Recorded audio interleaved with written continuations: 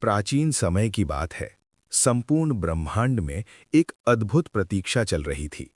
देवता, ऋषि, मुनि, सिद्ध, गंधर्व और समस्त लोकों के प्राणी एक दिव्य क्षण की प्रतीक्षा कर रहे थे। ये क्षण था भगवान शिव और माता पार्वती के दिव्य मिलन का। माता पार्वती, जो स्वयं आदिशक्ति का स्वरूप थीं, अपने पूर्व जन्म में सती के रूप में भगवान शिव की अर्धांगिनी थीं। जब सती ने अपने पिता दक्ष के यज्ञ में अपमान सहन न कर पाने के कारण अपने शरीर का त्याग किया, तब भगवान शिव अत्यंत विरक्त और समाधि में लीन हो गए थे। उनके विरह में पूरा ब्रह्मांड शोकमग्न हो गया था। समय बीता और माता सती ने हिमालय राज के घर पार्वती के रूप में जन्म लिया। बचपन से ही पार्वती जी के हृदय में भगवान शिव के प्रति अद्भुत प्रेम और समर्पण था। जैसे जैसे वे बड़ी होती गईं, उनका ये संकल्प और दृढ़ होता गया कि वे केवल भगवान शिव को ही अपने पति के रूप में स्वीकार करेंगी। जब पार्वती जी युवा हुईं, तब उन्होंने भगवान शिव को पाने के लिए कठोर तपस्या करने का निश्चय किया। उन्होंने राजसी सुख सुविधाओं का त्याग कर दिया। महलों की सुखद छाया छोड़कर वे घने जंगलों और पर्वतों में जाकर तप करने लगीं। कभी वे केवल फल खाकर रहतीं, कभी केवल पत्तों पर जीवन व्यतीत करतीं और कई बार तो उन्होंने अन्न जल का भी त्याग कर दिया। उनकी तपस्या इतनी कठोर और प्रभावशाली थी कि तीनों लोकों में उसका प्रभाव दिखाई देने लगा। देवता, ऋषि और मुनि सभी आश्चर्यचकित थे। वे जानते थे कि ये तपस्या केवल व्यक्तिगत इच्छा नहीं थी, बल्कि पूरे सृष्टि के संतुलन के लिए आवश्यक थी। भगवान शिव और शक्ति का मिलन ही सृष्टि के संतुलन का आधार था। जब देवताओं ने देखा कि पार्वती जी की तपस्या अपने चरम पर पहुंच चुकी है, तब वे सभी भगवान शिव के पास गए। उस समय भगवान शिव गहन समाधि में लीन थे। उनका ध्यान इतना गहरा था कि उन्हें बाहरी संसार का कोई भान नहीं था। वे शमशान में विराजमान थे, शरीर पर भस्म लगी थी, जटाओं में गंगा विराजमान थी, गले में सर्पों की माला थी और वे पूर्ण वैराग्य की अवस्था में थे। देवताओं ने मिलकर महादेव के सामने विनम्रता से प्रार्थना की। ब्रह्मा जी आगे बढ़े और हाथ जोड़कर बोले, हे देवों के देव महादेव, माता पार्वती ने आपकी प्राप्ति के लिए कठोर तपस्या की है। उनका तप केवल व्यक्तिगत प्रेम नहीं, बल्कि संपूर्ण सृष्टि के कल्याण के लिए है। कृपा करके आप उनके तप को सफल कीजिए और विवाह स्वीकार कीजिए।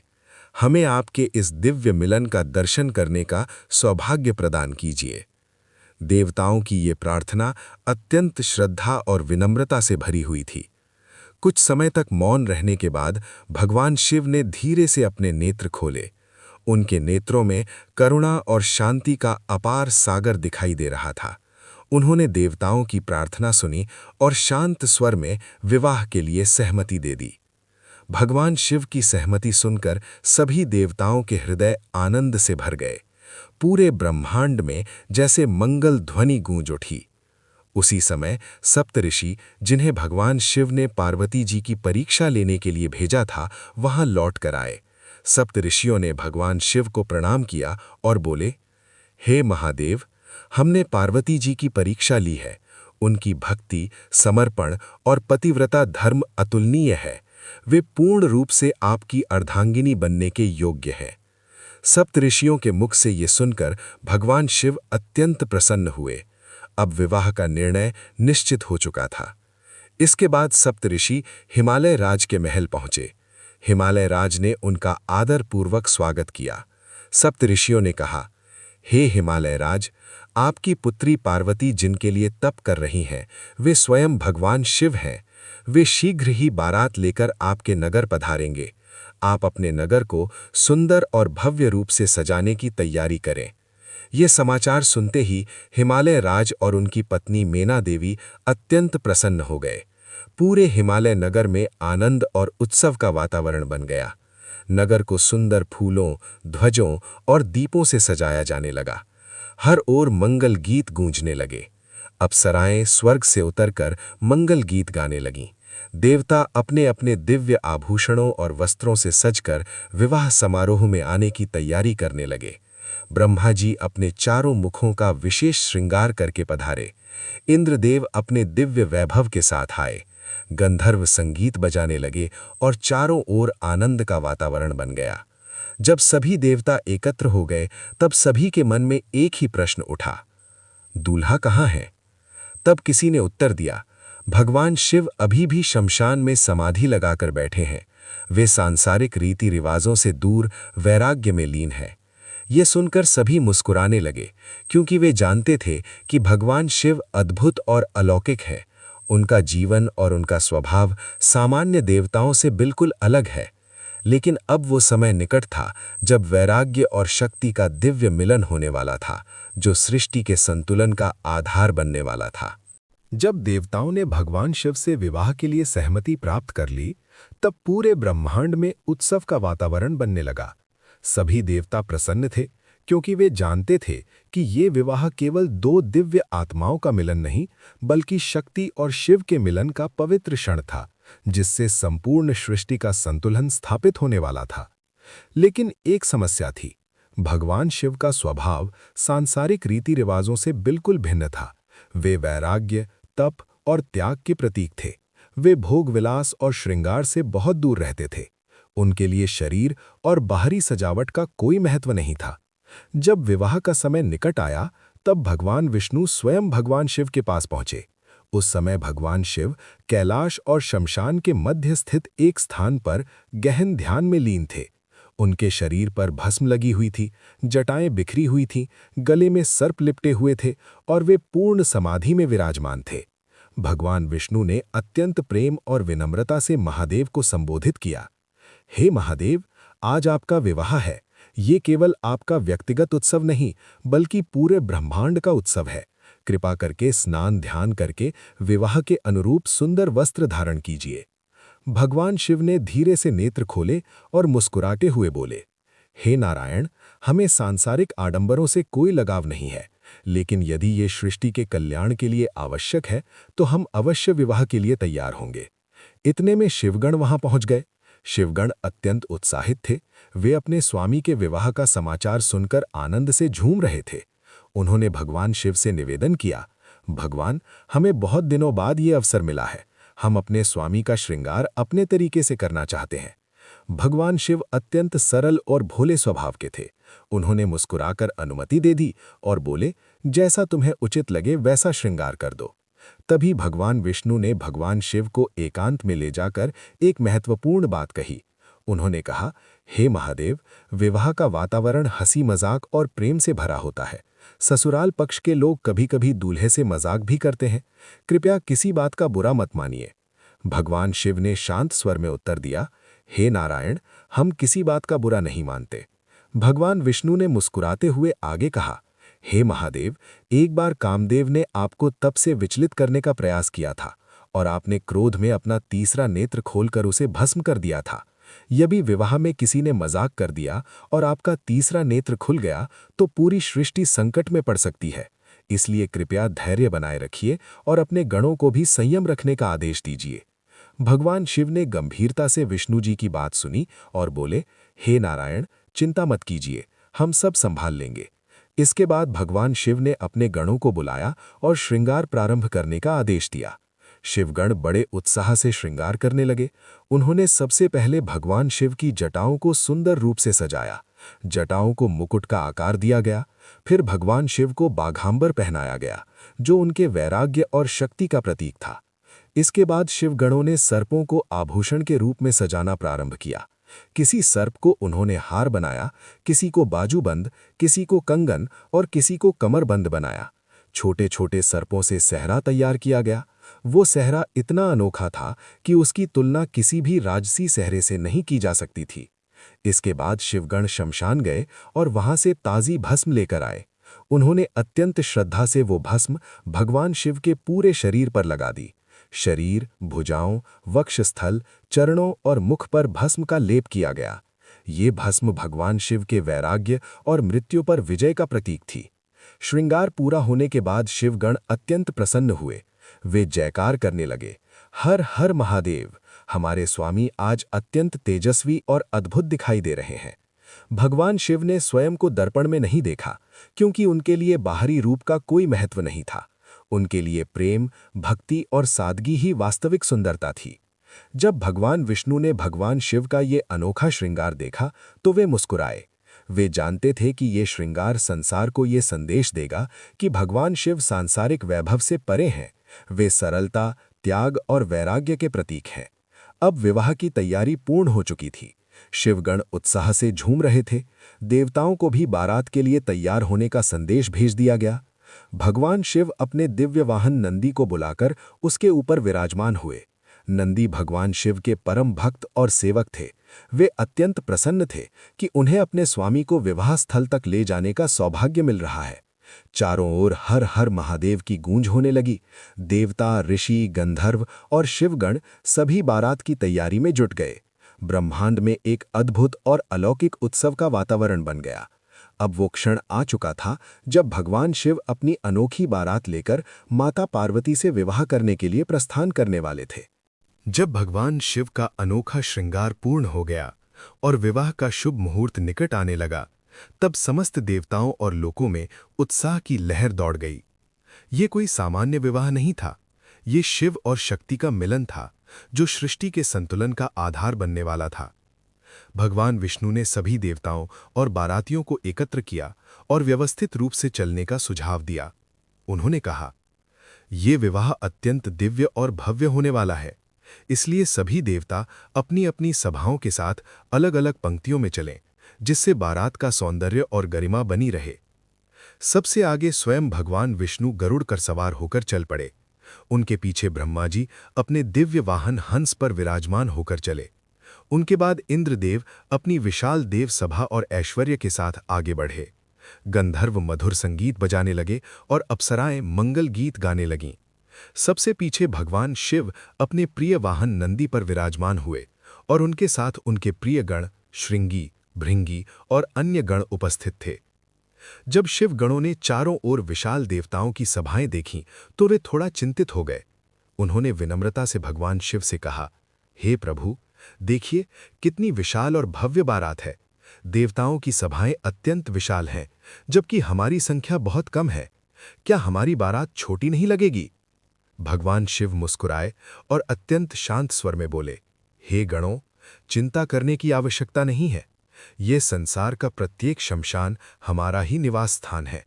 वहां असंख्य भूत प्रेत, पिशाच, डाकिनी, शाकिनी और योगिनी निवास करते हैं। जाओ, सभी को निमंत्रण देकर बुला लाओ। आज हमारे विवाह का उत्सव है, कोई भी पीछे नहीं रहना चाहिए। भगवान शिव की आज्ञा मिलते ही शिवगण चारों दिशाओं में दौड़ पड़े। वे पृथ्वी के सभी शमशानों, निर्जन स्थानों और रहस्यमयी लोकों में जाकर निमंत्रण देने लगे। उन्होंने भूत प्रेतों से कहा, आज हमारे स्वामी भगवान शिव का विवाह है, आप सभी को बारात में शामिल होने का निमंत्रण है। ये समाचार सुनते ही भूत प्रेत अत्यंत उत्साहित हो उठे। वे वर्षों से इस अवसर की प्रतीक्षा कर रहे थे। कुछ ही समय में भूत प्रेतों, पिशाचों और रहस्यमयी प्राणियों की विशाल सेना एकत्र हो गई। उनका रूप अत्यंत विचित्र और भयावह था। कोई बिना सिर का था, किसी के कई सिर थे, किसी के हाथ पैर नहीं थे तो कोई रेंगते हुए चल रहा था। किसी का शरीर बहुत विशाल था तो कोई अत्यंत छोटा था। कुछ के मुख पशुओं के समान थे, किसी का मुख शेर जैसा, किसी का सूअर जैसा, किसी का कुत्ते जैसा। कुछ प्रेतों के शरीर से अग्नि निकल रही थी तो कुछ के शरीर पर रक्त लगा हुआ था। कई भूत विचित्र ध्वनियां करते हुए नृत्य कर रहे थे। कोई जोर जोर से हंस रहा था तो कोई डरावनी आवाजें निकाल रहा था। ये दृश्य अत्यंत अद्भुत और रहस्यमय था। ये बारात संसार की किसी भी बारात से बिल्कुल अलग थी। भगवान शिव इन सभी को देखकर अत्यंत प्रसन्न हुए। उनके लिए ये सभी प्राणी समान थे। भगवान शिव सृष्टि के हर प्राणी के स्वामी हैं, चाहे वो देवता हो, मानव हो या भूत प्रेत। जब ये विशाल और विचित्र बारात तैयार हो गई, तब भगवान शिव नंदी पर सवार होकर बारात के साथ हिमालय की ओर प्रस्थान करने लगे। चारों ओर हर हर महादेव और बम बम भोले की गूंज होने लगी। देवताओं की सभाएं अत्यंत सुंदर और दिव्य दिखाई दे रही थीं, जबकि शिवगणों और भूत प्रेतों की सेना रहस्यमयी और भयानक लग रही थी। ये दृश्य शिव के अद्वितीय स्वरूप को दर्शा रहा था, जहां वैभव और वैराग्य, सौंदर्य और रहस्य, जीवन और मृत्यु सभी एक साथ उपस्थित थे। बारात जैसे जैसे हिमालय की ओर बढ़ रही थी, मार्ग में स्थित पर्वत, नदियां और वन इस दिव्य दृश्य को देखकर मोहित हो रहे थे। गंधर्व मधुर संगीत बजा रहे थे, अप्सराएं आकाश में नृत्य कर रही थीं, देवता आनंद से झूम रहे थे और शिवगण उत्साह से नाच रहे थे। ये बारात केवल विवाह यात्रा नहीं थी, बल्कि ये संदेश दे रही थी कि भगवान शिव सबके स्वामी है। वे केवल देवताओं के नहीं, बल्कि संसार के हर प्राणी के रक्षक और संरक्षक हैं। इस प्रकार महादेव की अद्भुत और अलौकिक बारात हिमालय नगरी की ओर बढ़ती चली गई, जहां माता पार्वती और पूरा हिमालय परिवार इस दिव्य मिलन की प्रतीक्षा कर रहा था। जैसे भगवान शिव की अद्भुत बारात हिमालय नगरी के समीप पहुंचने लगी, वैसे वैसे पूरे हिमालय राज्य में उत्साह और जिज्ञासा का वातावरण फैलने लगा। हिमालय राज ने अपनी नगरी को अत्यंत भव्य और दिव्य रूप से सजाया था। पर्वतों की चोटियां पुष्पों और ध्वजों से सुसज्जित थीं। गुफाओं और कंदराओं में दीपों की पंक्तियां जगमगा रही थीं। ऐसा प्रतीत हो रहा था मानो स्वयं स्वर्ग धरती पर उतर आया हो। नगर की स्त्रियां अपने अपने घरों के द्वार पर खड़ी थीं। हाथों ने आरती के थाल लिए वे अपने होने वाले दामाद के स्वागत की तैयारी कर रही थीं। माता मेना देवी स्वयं महल के मुख्य द्वार पर खड़ी होकर बारात की प्रतीक्षा कर रही थी। उनके मन में अपार उत्साह था। वे बार बार नारद जी से पूछ रही थी, हे नारद मुनि, आपने जो वर बताया है वह तीनों लोकों में अद्वितीय है ना? नारद जी मुस्कुराकर बोले, हे मीना देवी, आपकी पुत्री पार्वती स्वयं आदि शक्ति का स्वरूप है। उनके लिए भगवान शिव से श्रेष्ठ वर कोई नहीं हो सकता। धीरे धीरे बारात के गाजे बाजे की ध्वनि सुनाई देने लगी। जैसे ही ये ध्वनि नगर तक पहुंची, लोग अत्यंत उत्साहित हो गए। सभी लोग अपने घरों की छतों और अटारियों पर खड़े होकर बारात देखने लगे। सबसे पहले भगवान विष्णु गरुड़ पर सवार होकर आते दिखाई दिए। उन्होंने पीतांबर धारण किया हुआ था और उनके हाथों में शंख, चक्र, गदा और पद्म सुशोभित थे। उनका रूप इतना दिव्य और आकर्षक था कि हिमालय नगरी के लोग उन्हें देखकर मोहित हो गए। लोग आपस में कहने लगे, वाह, पार्वती जी कितनी भाग्यशाली हैं, इतना सुंदर और तेजस्वी दूल्हा उन्हें प्राप्त हो रहा है। माता मेना देवी भी अत्यंत प्रसन्न होकर नारद जी से बोली, हे मुनिवर, आपने मेरी पुत्री के लिए कितना सुंदर वर खोजा है। मैं आपका आभार कैसे व्यक्त करूं? नारद जी हंसते हुए बोले, हे देवी, ये दूल्हा नहीं, दूल्हे के परम मित्र हैं। ये सुनकर मेना देवी और नगरवासी आश्चर्यचकित हो गए। वे सोचने लगे कि यदि मित्र इतना सुंदर है तो दूल्हा कितना दिव्य होगा। इसके बाद ब्रह्मा जी अपने हंस वाहन पर विराजमान होकर आए। उनके 4 मुख और दिव्य तेज को देखकर लोगों ने फिर सोचा कि यही दूल्हे होंगे, लेकिन नारद जी ने बताया कि ये सृष्टि के रचयिता ब्रह्मा जी हैं। फिर इंद्रदेव अपनी भव्य देव सभा के साथ पधारे। उनका राजसी वैभव और तेज देखकर लोग पुनः भ्रमित हो गए, लेकिन नारद जी ने बताया कि ये देवताओं के राजा इंद्र हैं। अब हिमालय नगरी के लोग अत्यंत उत्सुक हो गए। वे सोचने लगे कि जब मित्र और देवता इतने सुंदर हैं तो भगवान शिव का स्वरूप कितना अद्भुत होगा। लेकिन जैसे ही भगवान शिव की बारात के भूत प्रेत नगर के समीप पहुंचे, पूरा वातावरण अचानक बदल गया। विचित्र और भयावह रूप वाले भूत प्रेत नगर में प्रवेश करने लगे। कोई बिना सिर का था, कोई अनेक सिरों वाला था, कोई विकृत शरीर वाला था। उनकी डरावनी आवाजें और विचित्र नृत्य देखकर नगर के लोग भयभीत हो गए।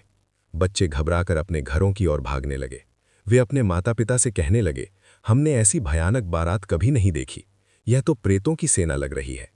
लोग डरकर अपने घरों के दरवाजे बंद करने लगे। पूरी नगरी में भय का वातावरण फैल गया।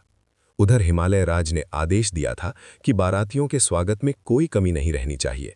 सेवक शरबत और भोजन लेकर बारातियों के पास पहुंचे, लेकिन भूत प्रेतों का रूप देखकर वे स्वयं डर गए। इसी बीच भगवान शिव नंदी पर सवार होकर बारात में आ रहे थे। भगवान शिव ने मजाक के रूप में नंदी पर उल्टे बैठने का निश्चय किया था। वे अपने गणों से हंसते हुए कह रहे थे, देखो, हमारी बारात किसी से कम नहीं लगनी चाहिए। जब बारात महल के मुख्य द्वार पर पहुंची, तब माता मेना देवी आरती का थाल लेकर खड़ी थी। सबसे पहले उन्होंने नंदी का पूजन किया। नंदी अत्यंत विशाल और दिव्य प्रतीत हो रहे थे। इसके बाद मेना देवी ने दूल्हे को देखने की इच्छा प्रकट की, लेकिन भगवान शिव उल्टे बैठे थे, जिससे उनका मुख दिखाई नहीं दे रहा था।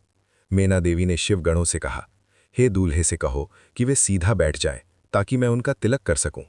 शिवगणों ने उत्तर दिया, हे देवी, ये कोई साधारण देव नहीं, स्वयं महादेव है। वे जैसे बैठे हैं वैसे ही रहेंगे।